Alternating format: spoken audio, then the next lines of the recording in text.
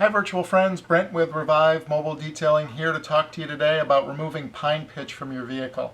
Removing pine pitch from your vehicle can be a difficult thing to do because you don't want to damage the paint in any way. But if you're cautious, you can do this fairly easily.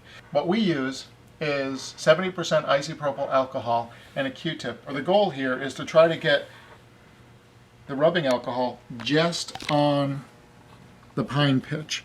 You don't want it to get on the rest of the vehicle. Now obviously rubbing alcohol can start to break down the paint on your vehicle, so getting it right on the pine pitch is the best thing to do, and not leaving it on there for very long. So we're going to leave it on there for maybe 30 seconds, and then we'll wipe it off with a microfiber cloth, and we'll continue to do this until it starts to break up. So as I mentioned, we're using a microfiber cloth to wipe off the isopropyl alcohol. The microfiber is not going to cause any scratching on the vehicle.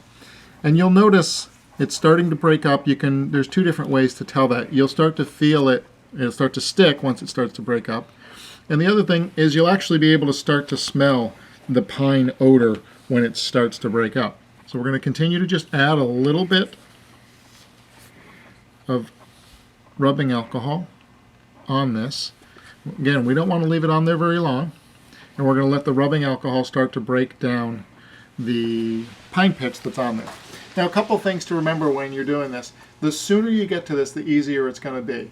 The longer you let it sit on here, it's going to bake into the car and become much harder and require more effort and more rubbing alcohol to get it off, which increases the risk of doing any damage to the paint. So this one's been on here a while. It's taken quite a bit of time to actually start it to break up. The other thing is it's a black vehicle, so a black vehicle sitting in the sun will get up well over 100 degrees in temperature even on a cold day. It's going to cause this to bake in much sooner, and you'll see that more on the top surfaces where it's an issue. So it's already starting to break down. You'll also notice, I don't know if you'll see this on the screen, or on the video rather, but we've got the pine pitch that's on the microfiber kind of smearing on there, so we'll have to go back and wipe that off afterwards. But it's nothing to worry about. It's not a scratch. It's just pine pitch that's been wiped on to the vehicle as we're clearing this off. So again, we're going to apply a little bit more. Most of it's off. We had a long streak from way up here down. We're just left with this bit at the bottom, which is where the most has piled up on the vehicle. And I'm also switching Q-tips. Again, I don't know that you'll see this, but you can see how that one's dirty. We don't want to be wiping pine pitch from the Q-tip back on there, so I'm either switching to the other side that's clean or I'm grabbing a new Q-tip. So as the pine pitch starts to go away, you're going to have a harder time getting the rubbing alcohol directly on it. So just be cautious to wipe off anything that starts to run down. You don't want to scrub it with the microfiber either. You really want to let the rubbing alcohol do the work of breaking it up until it's all gone. And the other thing to note, once we're all done with this, it may have etched the paint where the pine pitch was. If it was on there for a long time, it will start to eat into the paint. And even after you get rid of the pine pitch, you'll still have the damage that the pine pitch caused. Again, if it's on there for a long time, that's more likely to happen.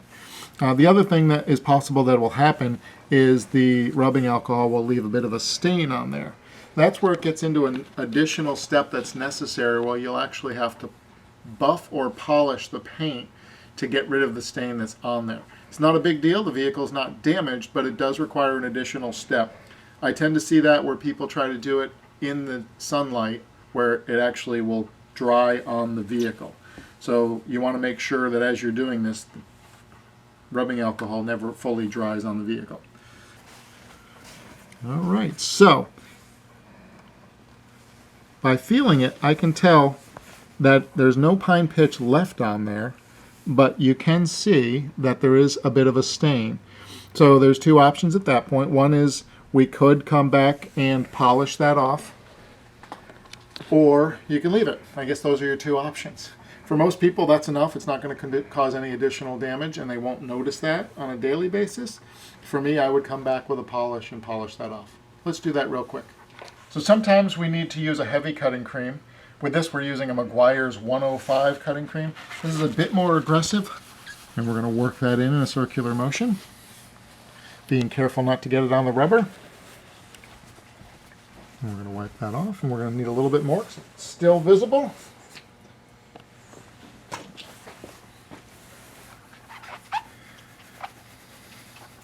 So what this is doing is actually taking off a very, very fine, thin layer of the clear coats. So after you've gone with the heavy cutting cream, which again was the Meguiar's 105, I'm switching over to Meguiar's 210, which is a polish that's going to bring the shine back from the haze that was left from the cutting cream that we just used.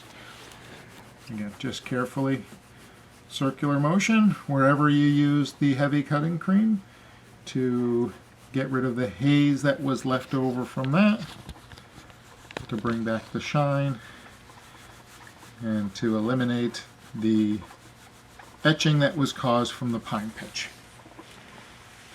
And finally, with a clean side of microfiber, we're going to go ahead and finally wipe that off. So there is the full process to remove pine pitch from your vehicle. Again, the final steps of polishing out the etching that was in there is really an additional step that's up to you whether or not you feel like that's necessary for what you need to see with your vehicle. And thanks for watching the video on removing pine pitch from your car. We'd love for you to like, subscribe, or comment on future videos you'd like to see.